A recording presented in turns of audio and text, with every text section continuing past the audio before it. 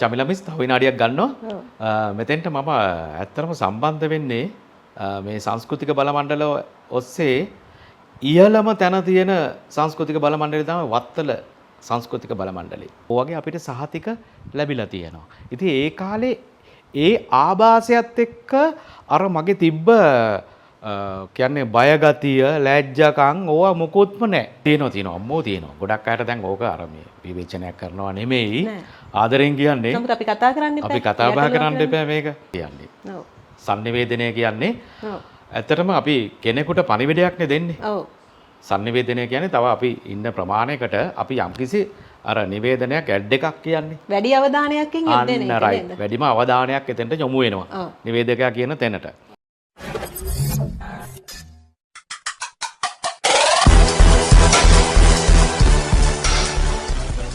සුබම සුබ දවසක් ප්‍රාර්ථනා කරනවා හදවතින්ම.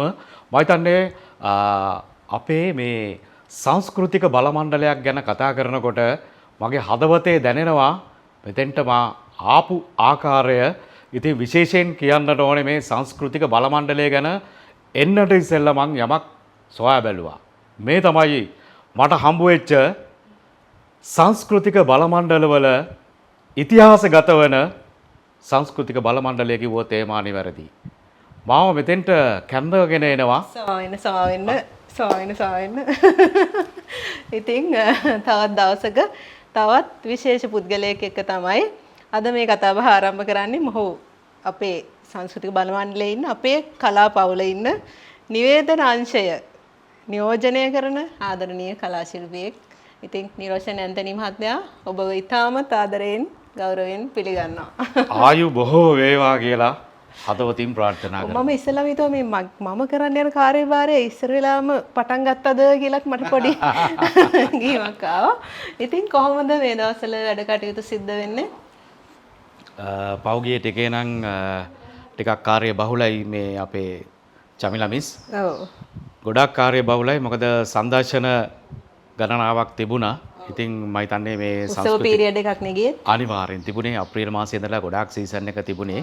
ඉතින් හිරවලා හිටියේ වැඩවලට ගොඩාරියක් වැඩ තිබුණා සංදර්ශනයේ සංගීත කලාවේ. ඉතින් මේකේ වත්තල සංස්කෘතික බල මණ්ඩලෙත් මට එන්නට කියලා ආරාධනා කරා නොයෙකුත් ප්‍රෝග්‍රෑම් කීපයකට ඔබතුමියම. මම හිතන්නේ මට බයිනවත් දන්නේ නැහැ. ඉතින් මං කිව්වෙත් ඒකයි මට සමා වෙන්න ඕනේ මේ ටිකේ කාර්ය බහුල නිසා එන්න විදිහක් තිබුණේ නැහැ. පෞගේ ටිකේ ඇත්තරම කාර්ය බහුලයි.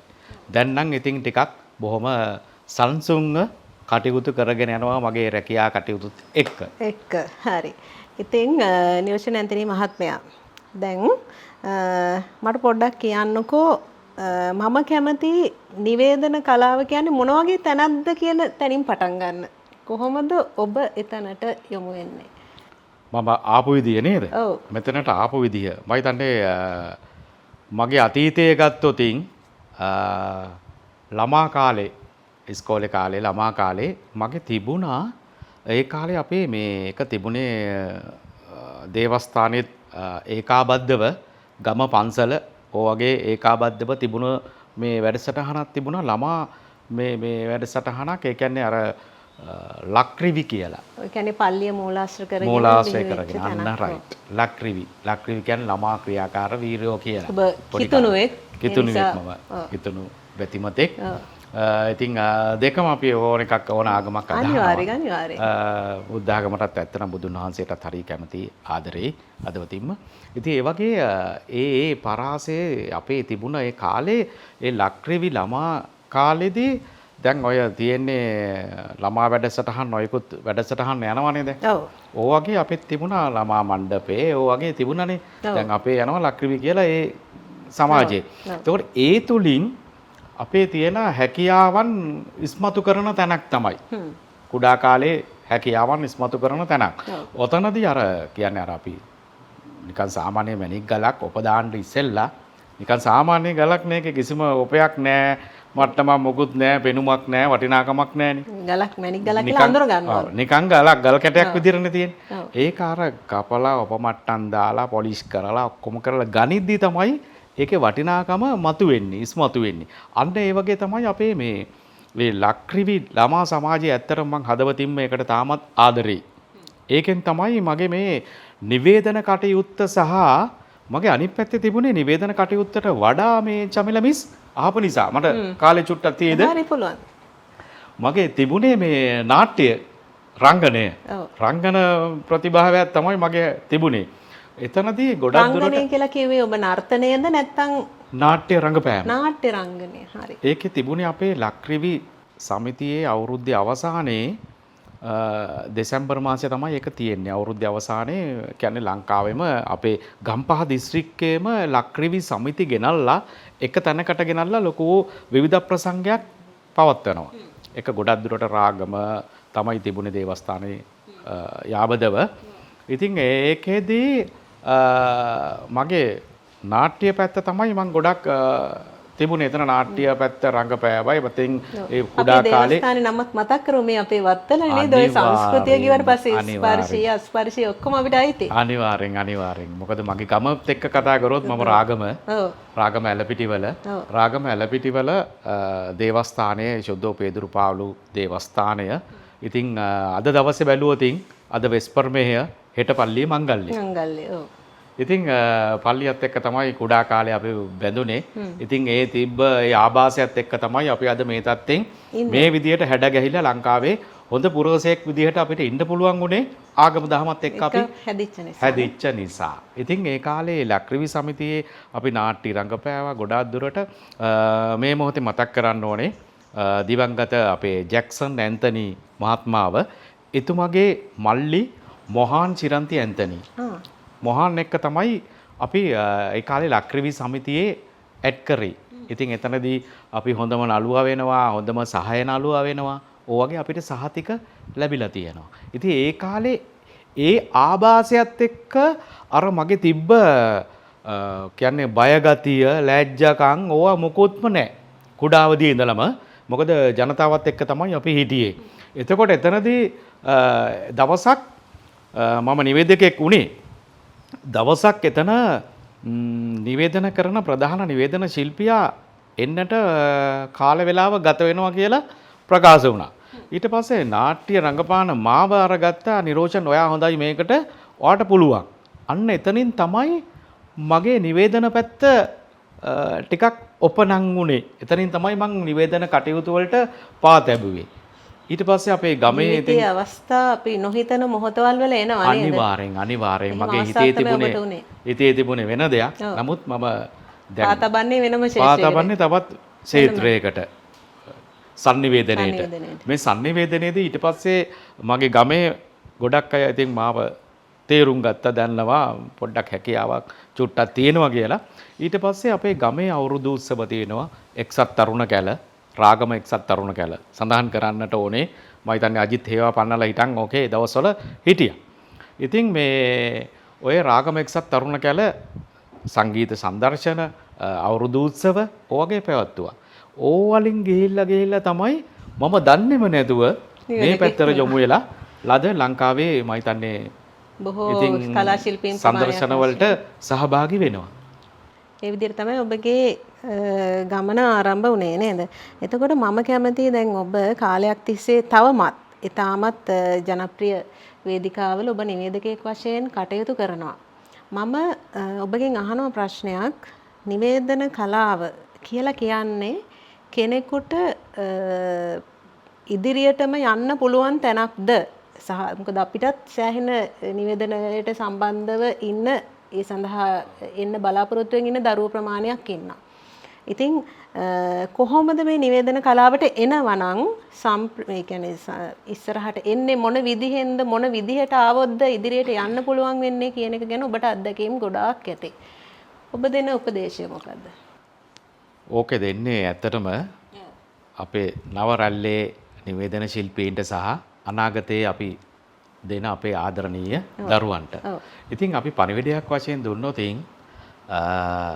ලංකාවේ මේ හොඳම තෝතැන්නක් තමයි මේ නිවේදන කලාව කියන්නේ. ඔව්. sannivedanaya කියන්නේ ඇත්තටම අපි කෙනෙකුට පණිවිඩයක්නේ දෙන්නේ. ඔව්. sannivedanaya කියන්නේ තව අපි ඉන්න ප්‍රමාණයකට අපි යම්කිසි අර නිවේදනයක් ඇඩ් එකක් කියන්නේ. වැඩි අවධානයකින් යොදන්නේ නේද? වැඩිම අවධානයක් එතෙන්ට යොමු වෙනවා. නිවේදකයා කියන තැනට. එතකොට මේකෙදී ඇත්තටම දැන් නම් ඉස්සරහට යන්න පුළුවන් නොයෙකුත් channel ඇවිල්ලා තියෙනවා. ওই channel වලින් ඕනම තැනකින් ඉදිරියට යන්න පුළුවන්. නමුත් අපේ කාලේ මේ channel තිබුණේ නැහැ. අපි එද්දී channel බොහොම තිබුණා. සීමිත ප්‍රමාණයක් channel තිබුණා. ඉතින් ඔය අතරේ මේක අපි ඉදිරියට යනවා නම් මේක හොඳම තැනක්. කිසිම ගැටලුවක් නැහැ. නිවේදකයෙක් කියන්නේ ලෝකෙම පිළිගත්ත මේ රැකියාවක් සහ ලෝකෙම පිළිගත්ත ආදරය කරන මේ චරිත තියෙන සෙට් එකක් තමයි මේ නිවේදන ශිල්පියෝ කියන්නේ. ලංකාවේ බැලුවොතින් ඇත්තටම විශාල ජනප්‍රියම නිවේදන ශිල්පියෝ ලංකාවේ ඉන්න අපි කොච්චර ආදරේද? අපි කොච්චර ගරු කරනවද ඒගොල්ලන්ට? අන්න ඒ වගේ. එතකොට මේකෙදි අපිට ඉස්සරහට යනවා නම් මේකෙදි රැකියාවක් වශයෙන් වුණත් ප්‍රශ්නයක් නැහැ. අපිට මේක කරන්න පුළුවන්. හොඳ මුදලක් හම්බ කරන්න පුළුවන්. ඉතින් ලංකාවේ මොන හරි ආචාර ධර්ම ප්‍රමාණයක් තියනවද? මොකද මේ ආචාර ධර්ම අපි අතින් ගිලුණොත් තමයි මොන කලාවත් අපින් ගිලිහිලා යන්නේ. එතකොට නිවේදන කලාව ඇතුළෙත් එහෙම ආචාර ධර්ම ප්‍රමාණයක් තියනවාද? තියෙනවා අම්මෝ තියෙනවා. ගොඩක් අයට දැන් ඕක අර මේ විවේචනයක් කරනවා නෙමෙයි. ආදරෙන් කියන්නේ. නමුත් අපි කතා කරන්න එපා. අපි කතා බහ කරන්න එපා මේක. අපි මේ කතිකාවය යද්දි මේක අනිවාර්යෙන් එළියට දාන්න එපා. චමිල මිස් අහන හොඳ ප්‍රශ්න. ඇත්තටම ඕවා මේ වර්තමානයේට ඇත්තටම අවශ්‍ය දේවල්.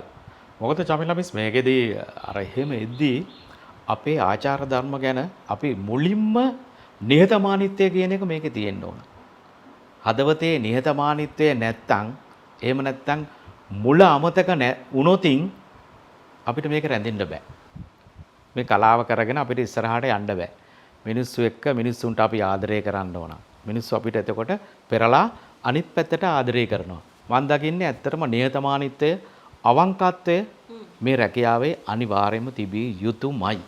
එතකොට තමයි අපිට අපේ පාර කැපිලා අපිට හොඳ ගමනක් යන්නට හැකියාව ලැබෙන්නේ.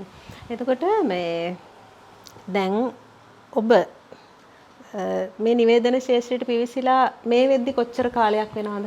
මම නිවේදන ක්ෂේත්‍රයට ඇවිල්ලා ආවේ 1996.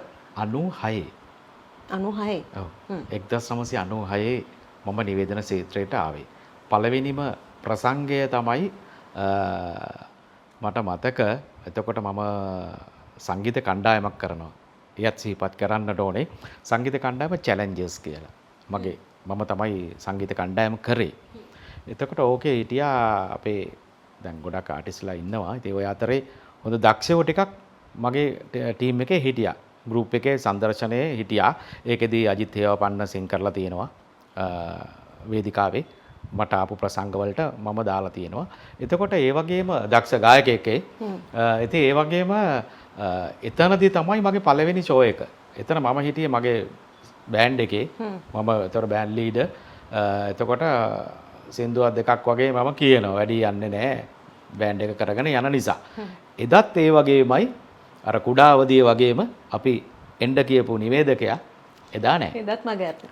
එදා ඉතින් ප්‍රසංගයේ මට තමයි සම්පූර්ණව අදින්න තිබුණේ. ආටිස්ලාත් හිටියා 6ක් විතර.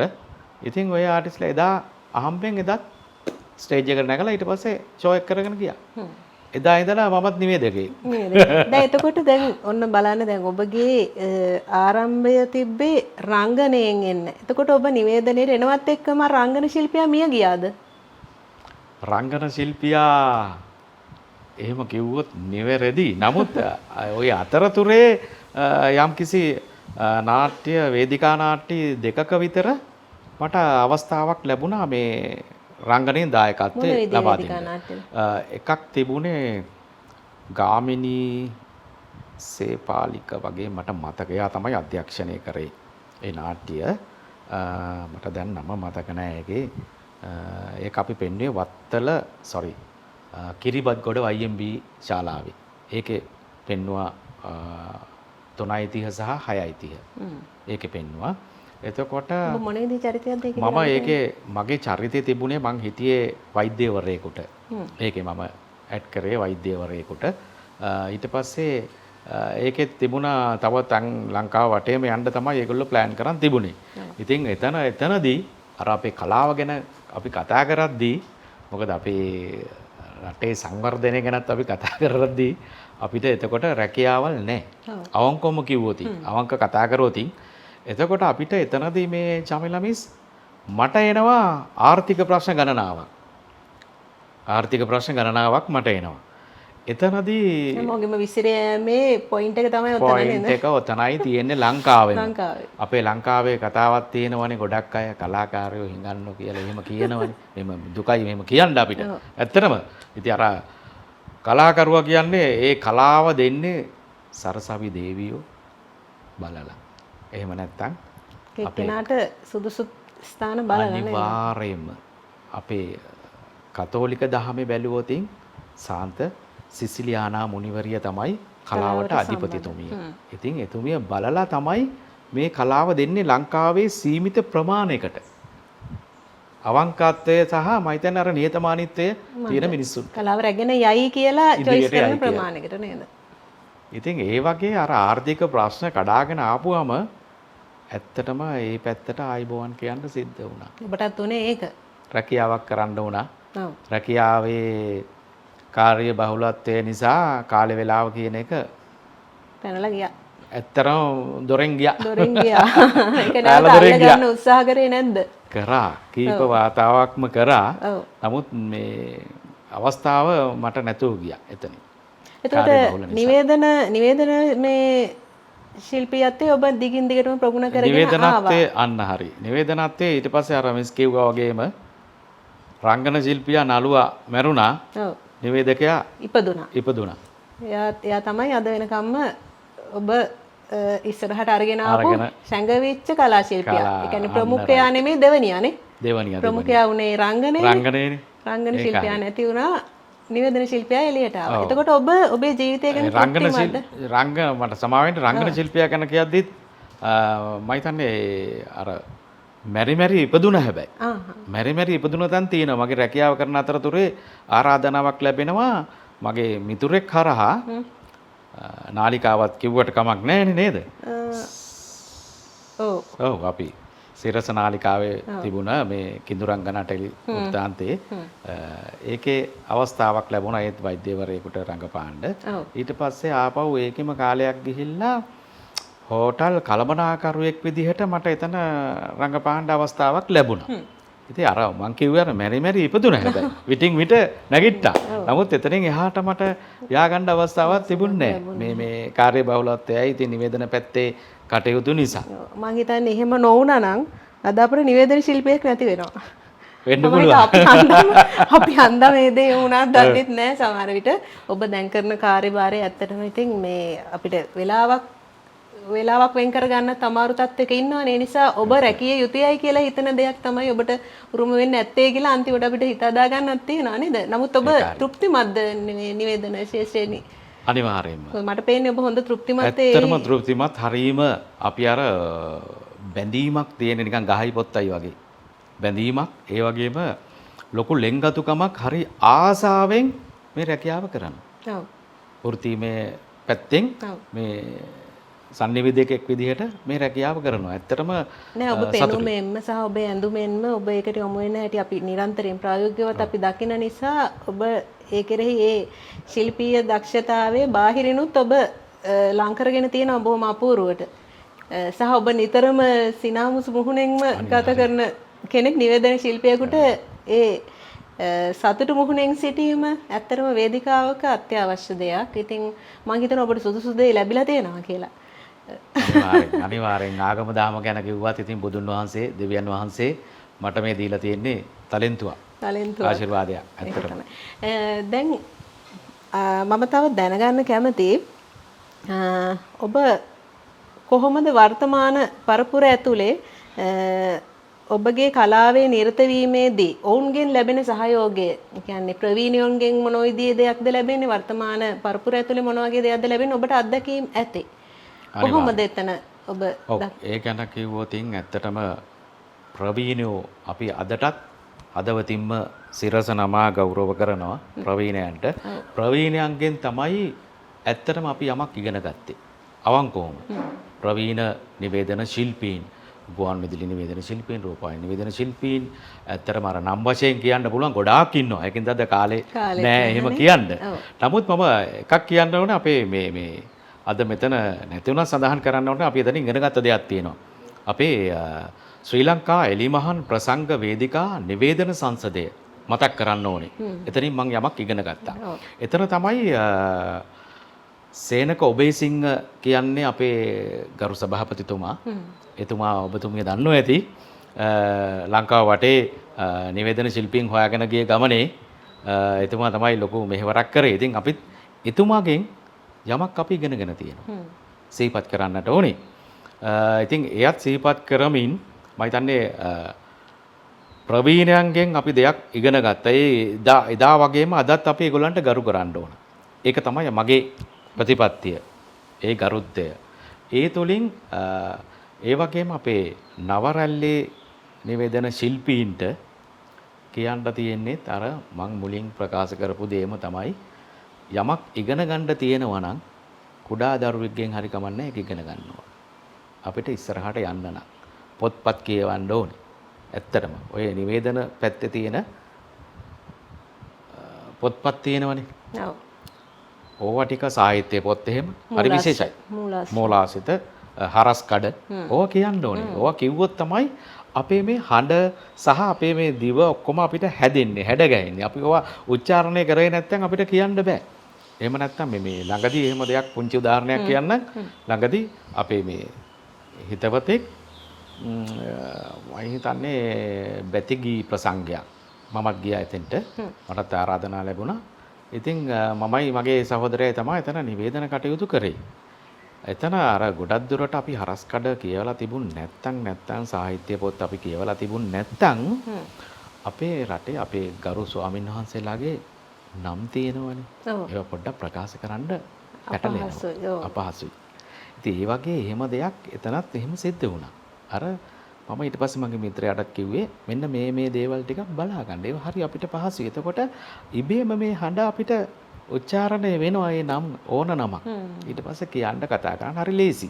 ඉතින් ඒ වගේ ප්‍රකාශ කරාම පස්සේ එයා තේරුම් ගත්තා ඒක තමයි මේ වගේ පොඩි අඩුපාඩු අපිට තියෙනවා. අපි හැදෙන්න ඕන. අපි දෙයක් අන්න ඒ වගේ මම දන්න දේවල් හැමෝටම කියනවා. අපිත් හැමෝගෙම දෙයක් ඉගෙන ගන්නවා.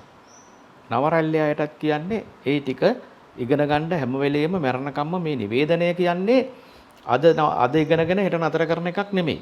මේ නිවේදනය අපි මරණකම්ම ඉගෙන ගන්න ඕන. මේකේ තියෙන අලුත් දේවල් අපිත් නවීකරණය වෙන්න ඕන. දැන් පැරණි කාලේ ආපු නිවේදන කටයුතු නෙමෙයිනේ දැන් වක්මනේ. ගොඩාක් වෙනස්නේ. දැන් තාක්ෂණෙත් එක්ක හැමදේම ගැටිලා තියෙන්නේ. ඒකට ඒ වගේ අපි හැම දෙයක්ම ඉගෙන ගන්න ඕන. අපි එන විදියට අපි හැඩ ගැහෙන්න ඕන. හැඩ ගැහුන් නැත්තම් අපේ ගමන අඩාල වෙනවා. හැම වෙලේම අපි නිහතමානී වෙන්න ඕන. ඒක තමයි වෙන්න තියෙන්නේ. නිවේදකෙක් විදිහට ඔබගේ බලාපොරොත්තුව සහ දෙන්න තියෙන පණිවිඩය. ඉතින් එහෙමනම් බොහොමත්ම ස්තුතියි අද දවසේ අපි සමග එකතු වුණාට අපිත් එක්ක නිරන්තරයෙන් රැඳී සිටින නිවේදනාංශය නියෝජනය කරන අපේම පවුලේ ආදරණීය හිතවතා නිරෝෂණ ඇන්තනි මහත්මයාණනි ඔබට නැවතත් ස්තුතියි වටිනා කාලය අපි වෙනුවෙන් වෙන් කළාට. එහෙමනම් නැවතත් දවසක හමු වෙනකම් ආයුබෝවන් වේවා. ඒ අතරේ පුංචි යමක් සඳහන් කරන්නට ඕනේ. මේක මුලින් කලින් වෙනස් සඳහන් කරන්න තිබුණ දෙයක්. චමිලා මිස් තව විනාඩියක් ගන්නවා. මෙතෙන්ට මම ඇත්තටම සම්බන්ධ වෙන්නේ මේ සංස්කෘතික බල මණ්ඩල ඔස්සේ ඉහළම තැන තියෙන සංස්කෘතික බල මණ්ඩලය තමයි වත්තල සංස්කෘතික බල මණ්ඩලය. මම හිතන්නේ කියන්නට ඕනේ ඔබතුමිය නම් අකමැති ඇති.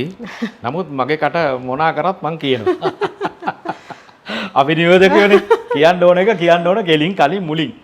මොකද සංස්කෘතික බල මණ්ඩලයේ මාර දැවැන්ත යෝධ රූස ගහක් කිව්වොත් නිවැරදි. ඔබතුමිය. මම හිතන්නේ ඔබතුමිය නැත්තම් අද මේ සංස්කෘතික බල මණ්ඩලයක් නැහැ.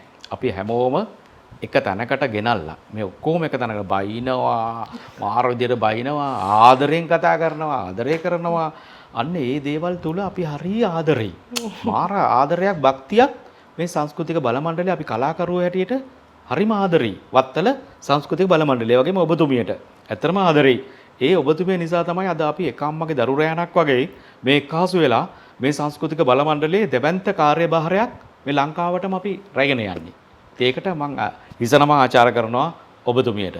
ඒ වගේම අද මෙතෙන්ට එන්න මට පාර කැපුවේ කියන්නට ඕනේ අපේ ලංකාවේ ඉපැරණි ගායන ශිල්පියා සිහිපත් කරන්නට ඕනේ අපේ අජිත් හේවාපන්න තමයි මෙතෙන්ට එන්න පාර කැපුවේ. එක දවසක් සංදර්ශනයකදී මට මුණ ගැහිලා සංදර්ශනය කරන ගමන් මෙයාත් ආව සංදර්ශනය බලන්න. එතකොට සංදර්ශනය වෙලාවේ ආටිස්ලා ගොඩක් හිටියා. ඉතින් ඒ මැදින් මෙයා දුවගෙන ඇවිල්ලා මේ මොනවද අනේ කරන්නේ? ඔයා මාර මිනිස්සෙක් ඔයාලා වගේ ඉන්න ඕන. මේ අපි මෙච්චර කාලයක් මියුසික් කරලා වැඩක් නැහැ. එහෙමනේ කතා කරන්නේ. එහෙමයි කතා කරන්නේ. මෙන්න මෙහෙම එකක් තියෙනවා එන්න ඕනේ අනිවාර්යෙන්. මෙහෙමයි කිව්වේ. මං හරි ආදරේ කලාවේ මිනිස්සු අපි බොහොම නිහතමානී සංවේදී මිනිස්සු. අජිත් එකෙන්ම මම එනවා. ප්‍රසංගය ඉවර වෙලා පහුවදා ඔෆිස් යන ගමන් ඉන්නවා මත්තුමුගලට ආවා නගර සභා ප්‍රාදේශීය සභාවේ තිබුණේ. එතන ඉන්නවා ආන්න රයිට් ප්‍රාදේශීය ලේකම් කාර්යාලයේ. එතන ඉන්න බොහොම නිහතමානී අහිංසක මේ සංස්කෘතික නිලධාරීතුමිය. එතුමේ මුණ ගැහුණා. ඉතින් පළවෙනි පාරෙම මට හිතුණා මේක නම් ගොඩ යන සුපිරිම තැනක්. මේක තමයි කලාවේ මේ ගරුත්වයක් තියෙන තැනක්. ඉස්සරහට යන්න පුළුවන් තැනක්. අපේ චමිලා මිස් ඉතින් එතුමිය හම්බෙලා ඊට පස්සේ මම දැන් අවුරුදු 2.5 විතර මේ වත්තල සංස්කෘතික බල මණ්ඩලෙත් එක්ක බොහොම ආදරෙන් ලෙන්ගතුකමින් මට වෙලාවක් තිබුණොත් ඒ හැම වෙලාවෙම ඇවිල්ලා මම මගේ දෙන්න පුළුවන් සහයෝගය දෙනවා. ඉතින් එහෙනම් නැවතත් ස්තුතියි ඔබට. ආයෙත් දවසක අපි හමු වෙන බලාපොරොත්තු වෙන කල්චර් TV YouTube නාලිකාවෙන් අදට සමු ගන්නවා. ආයිබෝවන්. ආයිබෝවන්.